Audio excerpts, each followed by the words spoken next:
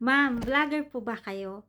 Yan ang karaniwang tanong sa akin sa mga nababasa ko sa messages.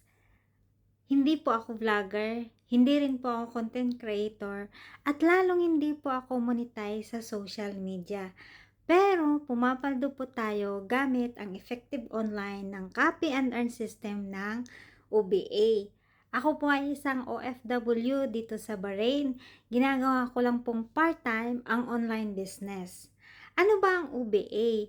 Ang OBA po ay Online Business Academy na online business from the word itself.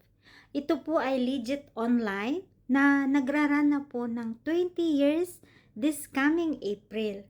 So, kung ikaw right now, isang OFW, empleyado, retired employee, or even sa bahay lang na naghahanap ng legit online business or side hustle business, ang OBA po ay pwedeng-pwede mong gawin.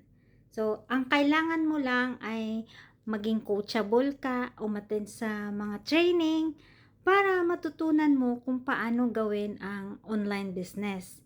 At para makapag-start ka dito, kailangan mong umattend sa free online orientation. Free lang po ito para malaman mo ang step by step para makapagsimula ka sa online business. At para makapag-access ka sa aming free online orientation, kailangan mo mag-direct message sa akin para mag-guide kita. So, see you sa inbox!